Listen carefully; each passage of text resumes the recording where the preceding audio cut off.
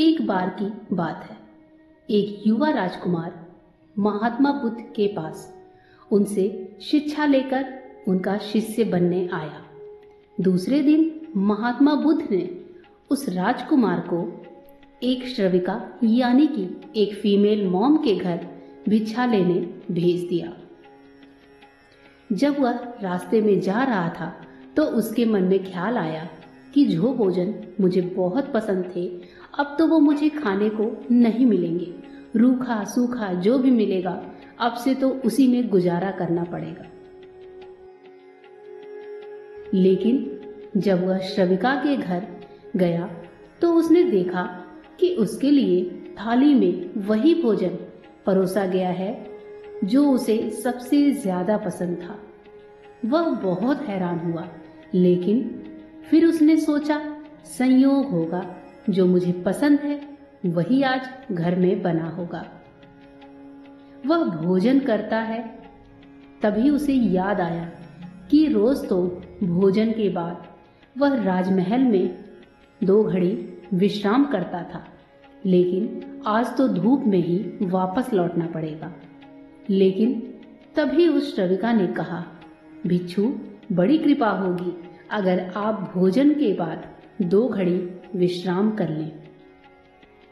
राजकुमार बहुत हैरान हुआ कि जब वे विश्राम के बारे में सोच रहा था तभी श्रविका ने भी उसे विश्राम के लिए कैसे कह दिया। फिर उसने इस बात को यह सोचते हुए टाल दिया कि संयोग ही होगा कि जिस समय मेरे दिमाग में विश्राम की बात आई उसी समय उसके दिमाग में भी सहज ही ये बात आ गई होगी कि भिक्षुक है, बहुत दूर से धूप में चलकर आया है, भोजन के बाद थोड़ा विश्राम कर लेगा तो अच्छा होगा। उस भिक्षुक ने चटाई बिछाई और वह उसमें लेट गया। लेटे हुए ही उसे ख्याल आया कि राजमहल छोड़ने के बाद अब ना तो अपने सर पे किसी का हाथ है, ना ही अपनी छत और ना ही अपना कोई बिछौना। अब तो आसमान ही छत है और जमीन ही बिछौना। राजकुमार ये सोच रहा था कि वो श्रविका जो कि वापस जा रही थी रुककर बोली, भंते ऐसा क्यों सोचते हैं? महात्मा बुद्ध से बड़ा कोई साया नहीं है, जमीन से बड़ा कोई बिस्तर व आकाश से बड़ा कोई छत नहीं। कृपया आप ऐसी बात ना सोचिए। यह सुनते ही राजकुमार एकदम से उठकर बैठ गया।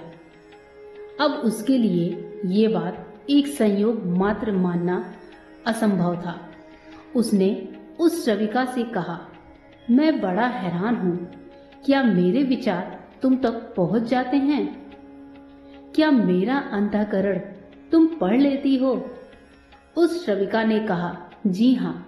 राजकुमार ने बड़े आश्चर्य से पूछा, लेकिन कैसे? तब श्रविका ने कहा, पहले तो मैंने स्वयं के विचारों का निरीक्षण शुरू किया था, खुद के दिमाग में आने वाले विचारों पर ध्यान देना शुरू किया था। अब तो हालात उल्टे हो चुके हैं। स्वयं के विचार तो निरीक्षण करते करते क्षीण हो गए हैं, गायब हो गए हैं, विलीन हो चुके हैं। पूरा मन निर्विचार हो गया है। अब मेरे मन में खुद का कोई विचार नहीं आता, लेकिन अब तो जो कोई मेरे आसपास होता है उसके विचार की मेरी निरीक्षण में आ जाते हैं। मैं उसके विचार भी पढ़ लेती हूँ। वह भिक्षु एकदम से घबराकर खड़ा हो गया और उसने कहा, मुझे आज्ञा दे, मैं जाऊं। उसके हाथ पैर कांप रहे थे। उस श्रविका ने कहा, इतने घबराए हुए क्यों हैं? इसमें घबराने वाली क्या बात है? लेकिन भिक्षुक रुका नहीं, वो वापस लौटा। उसने महात्मा बुद्ध से कहा, क्षमा करें, मैं उस द्वार पर दोबारा भिक्षा मांगने ना जा पाऊंगा। बुद्ध ने कहा, क्यों? तुमसे कोई गलती हुई? कोई भूल हुई? उस भिक्षु ने कहा, ना तो भूल हुई, ना कोई गलती, बहुत आदर, सम्मान और जो भोजन सबसे ज्यादा प्रिय था वह मिला। लेकिन वह जवान श्रविका दूसरे के मन के विचारों को पढ़ लेती है। यह तो बड़ी खतरनाक बात है, क्योंकि उस सुंदर जवान श्रविका को देखकर मेरे मन में तो काम वासना भी उठी थी, विकार भी उठा था, उसके लिए कुछ गलत विचार भी उठे थे। वो सब भी पढ़ लिया होगा उसने। अब मैं वहां कैसे जाऊं, कैसे उसके सामने खड़ा हो पाऊंगा, उससे आंखें कैसे मिला पाऊंगा? मैं उसके पास दोबारा नहीं जा सकूंगा। बुद्धा, मुझे क्षमा करें। बुद्ध ने कहा, वहीं जाना पड़ेगा। अगर ऐसी क्षमा मांगनी थी तो भिक्षु बनने की कोई जरूरत नहीं थी। तुम्हें जानबूझकर वहां भेजा था, और अब तक जब तक मैं मना ना करूं तुम्हें रोज वहीं जाना पड़ेगा। महीने 2 महीने, वर्ष 2 वर्ष, निरंतर अब यह तुम्हारी साधना है। लेकिन होश पूर्वक जाना, भीतर से जागे हुए जाना और देखते हुए जाना तुम्हारे अंदर कौन से विचार उठ रहे हैं, कौन सी वासनाएं उठती हैं, और कुछ भी मत करना। उन विचारों और बुरी वस्तुओं से लड़ना मत, उन्हें जबरदस्ती दबाने की कोशिश मत करना।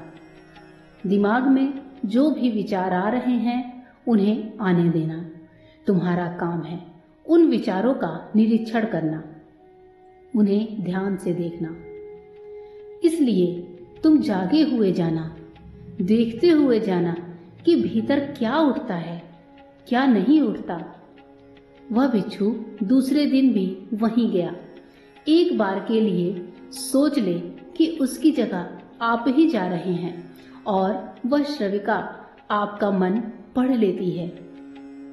वो बहुत सुंदर है, बहुत आकर्षक है, बहुत सम्मोहक है और वो मन पढ़ लेती है। हाँ, अगर वे मन ना पढ़ पाती या आपको ना पता होता कि वह मन के विचारों को पढ़ लेती है, तब आप अपने मन में कुछ भी सोच सकते हैं। लेकिन आप आज क्या करेंगे? यदि आप आज ही जा रहे हैं उस भिक्षु की जगह भिक्षा लेने, वह भिक्षु रास्ते पर चल रहा है, बहुत खतरे में है, अपने मन को देख रहा है, जागा हुआ है। आज पहली बार जिंदगी में वह जागा हुआ चल रहा है। जैसे जैसे उस श्रविका का घर करीब आने लगा, उसका होश बढ़ने लगा। भीतर जैसे एक दिया जलने लगा हो और चीजें साफ दिखाई पड़ने लगी हैं और विचार घूमते हुए मालूम होने लगे। जैसे ही उसने घर की सीढ़ियों पर कदम रखा, एक सन्नाटा सा छा गया उसके अंदर। होश परिपूर्ण जम गया। अपना पैर भी उठाता है तो उसे मालूम पड़ रहा है, एक सांस भी आती जाती है तो वो भी उसे मालूम पड़ रही है। मन के अंदर जरा सा भी विचार का कोई कंपन आता या वासना की लहर उठती तो वो भी उसे दिखाई पड़ रही है। वह जैसे ही श्रविका के घर के अंदर गया, मन में और भी गहरा शांत हो गया। वह बिल्कुल जागा हुआ है, जैसे किसी घर में दिए जल रहे हों और एक एक चीज, एक एक कोना प्रकाशित हो रहा हो। वह भोजन को बैठा, उसने भोजन किया, वह उठा, वह वापस लौटा। वह उस दिन नाचता हुआ वापस लौटा और आकर बुद्ध के चरणों में गिर पड़ा। उसने कहा, बुद्धा, आज अद्भुत बात हुई। जैसे जैसे मैं उसके निकट पहुंचा, वैसे वैसे मैं जागा हुआ हो गया। मैंने पाया कि विचार तो गायब ही हो गए, कामनाएं व वासनाएं तो खत्म ही हो गईं। और मैं जब उसके घर में गया तो मेरे भीतर पूर्ण सन्नाटा था। वहां कोई विचार नहीं था, कोई वासना नहीं थी, वहां कुछ भी नहीं था। मन बिल्कुल शांत और निर्मल दर्पण की भांति था। बुद्ध ने इस बात के लिए वहां भेजा था। कल से वहां जाने की कोई जरूरत नहीं है। अब जीवन में इसी भांति जियो जैसे तुम्हारे विचार सभी लोग पढ़ रहे हों। अब जीवन में इसी भांति चलो जैसे जो भी तुम्हारे सामने है वह तुम्हें जानता है, तुम्हारे अंदर देख रहा है, तुम्हारे विचारों को पढ़ रहा है। इसी भांति चलो और अंदर जागे रहो। जैसे जैसे जागरण बढ़ेगा वैसे वैसे ही विचार वासनाएं खत्म होती चली जाएंगी। जिस दिन जागरण होगा उस दिन तुम्हें जीवन में कोई कालिका, कोई विचार शेष नहीं रह जाएगा। उस दिन एक आत्म शांति हो जाती है। इस स्थिति के जागने को, इस चैतन्य के जागने को मैं कहता हूँ कि विवेक का जागरण।